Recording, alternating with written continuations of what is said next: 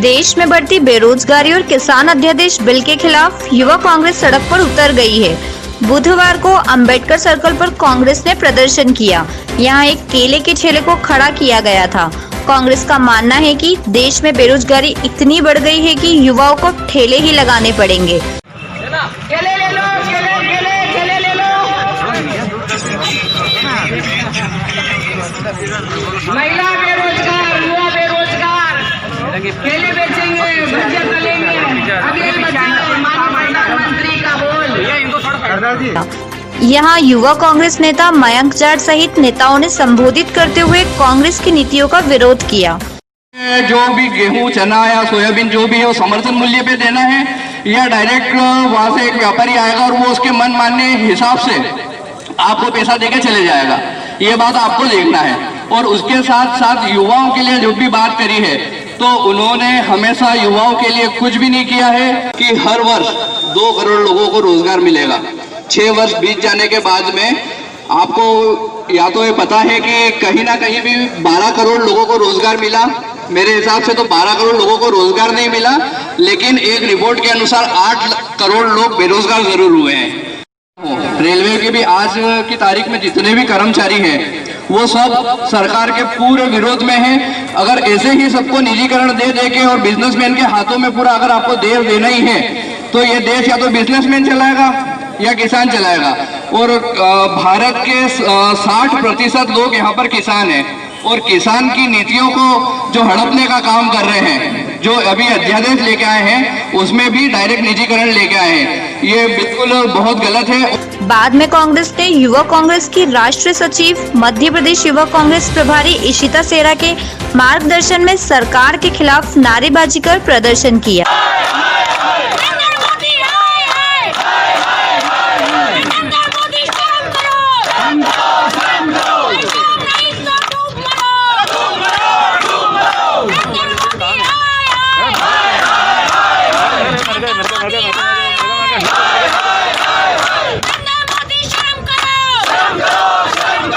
प्रदर्शन स्थल पर प्रधानमंत्री का पुलिस की मौजूदगी में पुतला भी फूंका गया।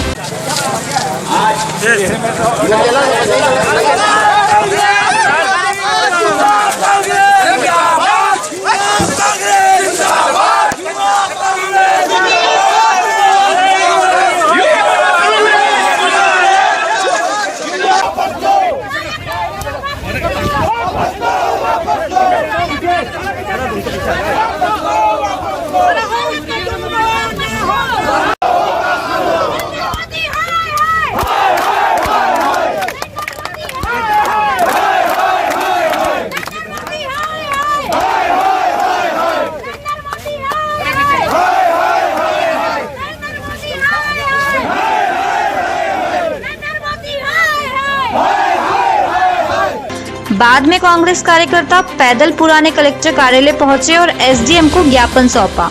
युवा कांग्रेस सचिव इशिता सेरा ने मीडिया से चर्चा करते हुए कहा, किसान विरोधी जो काले कानून सदन में पारित कर राष्ट्रपति महोदय को भेजे गए हैं उसके खिलाफ ये जनता की आवाज़ थी। जिस जनता की आवाज़ को रतलाम जिला युवा कांग्रेस के साथियों ने बल देने का काम किया है और आज एसडीएम साहब के माध्यम से राष्ट्रपति जी को हम लोगों ने यहाँ ज्ञापन दिया है कि जल्द से जल्द इस डेथ वारंट को, दोबारा बोलूँगी, दोबारा कोट करूँगी, जल्द से जल्द किसानों के इस डेथ वारंट को रोका जाए। अन्यथा जो हमारे प्रदेश जल, जमीन और जंगल पे आधारित है वो नष्ट हो जाएंगे। पूरे देश की अर्थव्यवस्था को डुबाने का काम पिछले 6 सालों में माननीय श्री प्रधानमंत्री नरेंद्र मोदी जी ने किया है। मैं आपके माध्यम से उनको कहना चाहती हूँ, साहब आप मोर से खेलते हो तो खेल लीजिए, हमें युवा कांग्रेस को कोई दिक्कत नहीं है, परंतु ये युवा कांग्रेस आपको चेताना चाहती है कि आप देश से खेलने का काम कतई मत कीजिए, अन्यथा ये युवा, ये जवान, ये किसान, ये महिलाएं सब सड़कों पे उतरेगी। और संसद में जो कानून अगर हम विरोध नहीं कर पा रहे तो हम सड़क पर, आप सड़क पर देखिएगा कैसे ये युवा आपका विरोध करेंगे। साहब, भाजपा के लोग और भाजपा के समर्थक जिस चश्मे से देखते हैं वो जुमलेबाजी का चश्मा है, वो हम सब कांग्रेस के कार्यकर्ताओं के पास नहीं है।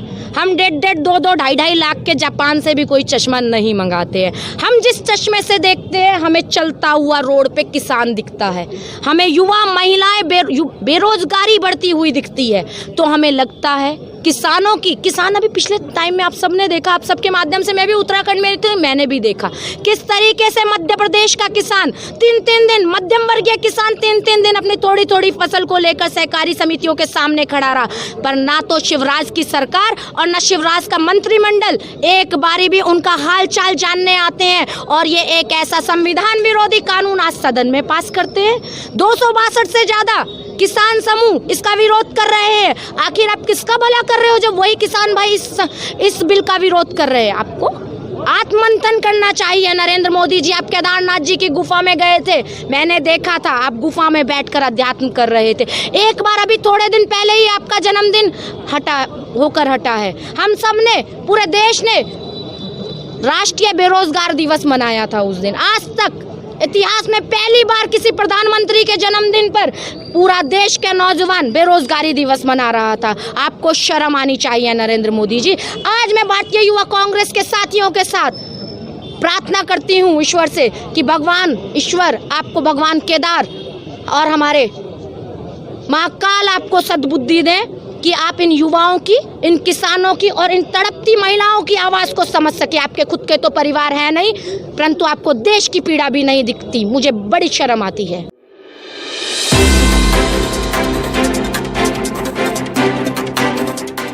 आम जिंदगी में तो इंसान खस्ताहाल सड़कों का शिकार है, वहीं अंतिम समय में भी मुक्तिधाम सुकून से नहीं पहुंच पा रहा है। कारण साफ है, मरने के बाद भी खस्ताहाल सड़कें उसका पीछा नहीं छोड़ रही है। सड़कों की बदहाली का शिकार आज एक शव यात्रा हो गई।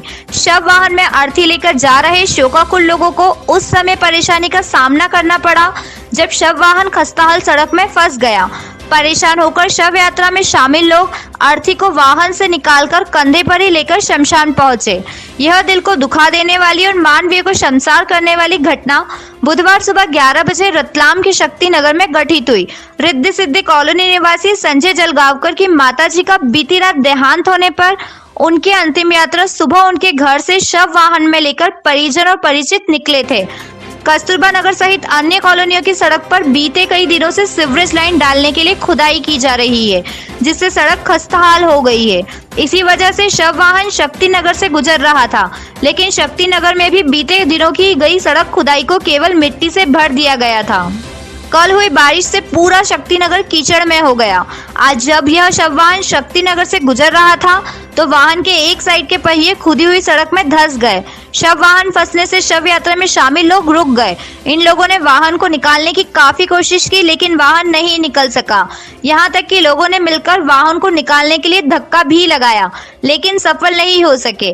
परेशान लोग शव वाहन से अर्थी को निकालकर कंधे पर ही लेकर शमशान की ओर चल दिए। कीचड़ में फंसे वाहन को बाद में एक जेसीबी की मदद से बाहर निकाला गया।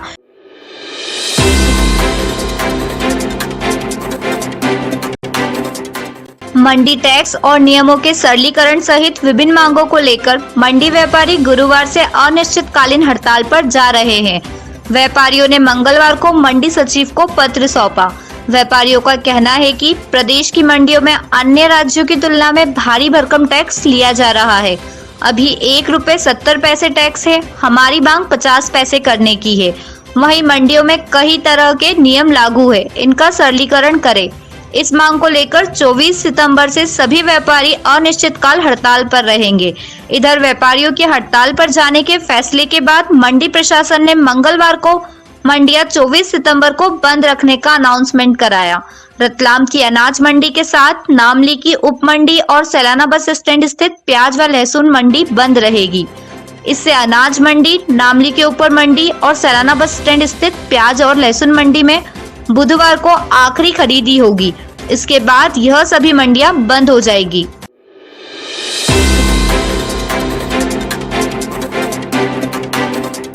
बारिश के पहले विद्युत कंपनी मेंटेनेंस के नाम पर अपनी सक्रियता दिखाती है, लेकिन बारिश शुरू होने पर मेंटेनेंस की पोल खुलकर सामने आ जाती है। शहर के विद्युत डीपी और केबल का मेंटेनेंस नहीं होने पर हादसे सामने आते हैं। फिर भी विद्युत वितरण कंपनी बेपरवाह होकर किसी हादसे का इंतजार करती नजर आती है। वार्ड नंबर 11 डोंगरे नगर में सरकारी स्कूल के पास लगी विद्युत डीपी भी हादसे का कारण बन सकती है। बारिश शुरू होते ही डीपी के ऊपर लगी केबल से लगातार आग निकलती है। कभी कभी आग इतनी तेज हो जाती है जो अनार की तरह जलकर आग नीचे गिरने लगती है। विद्युत वितरण कंपनी के शहर अभियंता को मामले की शिकायत करने के बाद भी अमला लापरवाह बना है, जो शायद किसी हादसे के इंतजार में ही है।